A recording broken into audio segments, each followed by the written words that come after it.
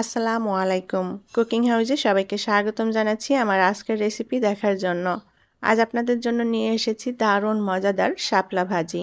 আজকের এই শাপলা ভাজি করব সর্ষে দিয়ে। সর্ষে দিয়ে এই শাপলা ভাজিটি খেতে অনেক বেশি মজার এবং টেস্টি হয়। সাদা গরম ভাত দিয়ে খেতে খুবই ভালো লাগে। আমি এখানে 1 আটি পরিমাণ শাপলা নিয়েছি। শাপলার উপরের আঁশটা ফেলে দিয়ে এভাবে ছোট টুকরো করে কেটে নিয়েছি। আর এটা খুব ভালোভাবে ধুয়ে পরিষ্কার করে পানিটা ঝরিয়ে নিয়েছি। এখন একটা মশলা তৈরি করে নেব। তার জন্য আমি এখানে মিডিয়াম সাইজের 2টা পেঁয়াজ নিয়েছি। বড় 2 কোয়া রসুন দিয়ে দেব। দিয়ে দেব 3টা শুকনা মরিচ। আর দিয়ে দেব 4-5টা কাঁচা মরিচ। মরিচের পরিমাণটা যার যার টেস্ট অনুযায়ী দিতে হবে, যে যতটা ঝাল খেতে পছন্দ করেন। 1 চা চামচ দিয়ে দেব সরিষা। আমি এখানে সাদা সরিষাটা নিয়েছি। এখন এর মধ্যে কিছুটা পানি দিয়ে দেব যাতে ব্লেন্ড করতে সুবিধা হয়। এবার এই মশলাটা আমি ব্লেন্ড করে নেব। মশলাটা একটু মিহি করে ব্লেন্ড করে নিতে হবে। মশলাটা আমি মিহি করে ব্লেন্ড করে নিয়েছি। প্যানে পরিমাণ মতো তেল দিয়ে দেব। এখন এই তেলের মধ্যে দিয়ে দেব 1/2 চা চামচ পরিমাণ আস্ত জিরা। জিরাটা একটু ফোড়ন তুলে নেব। জিরাটাই ফোড়ন তুলে নিয়েছি। এখন এর মধ্যে সেই ব্লেন্ড করা মশলাটা দিয়ে দেব।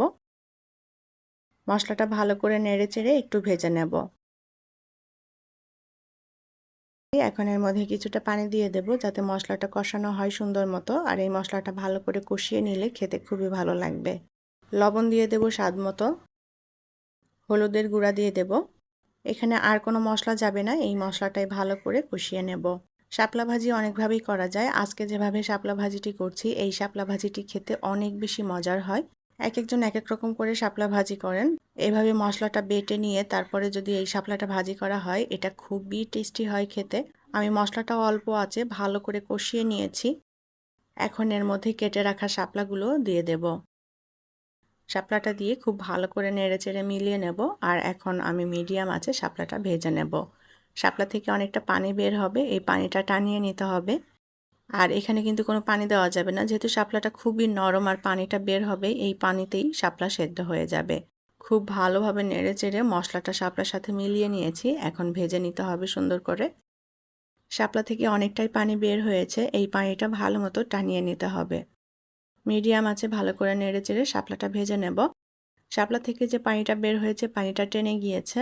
এখন এই শাপলাটাকে আরও একটু নাড়াচাড়া করে ভালো করে ভাজা ভাজা করে নেব। শাপলাটা ভালোভাবে যদি ভাজা হয় তাহলে খেতেও ভালো লাগবে।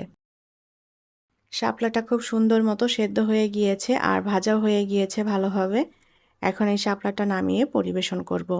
এই শাপলা ভাজিটা সাদা গরম ভাত দিয়ে খেতে খুবই টেস্টি এবং মজার হয়। একবার খেলে এটা বারবারই খেতে চাইবেন। যারা এখনও এভাবে শাপলা ভাজি ট্রাই করেননি, একবার ট্রাই করে দেখবেন, খুবই ভালো লাগবে খেতে। আশা করছি আমার আজকের রেসিপি আপনাদের ভালো লেগেছে। রেসিপিটি ভালো লাগলে ভিডিওটি শেয়ার করবেন। পরবর্তী রেসিপি দেখার আমন্ত্রণ জানিয়ে বিদায় নিচ্ছি। আল্লাহ হাফেজ।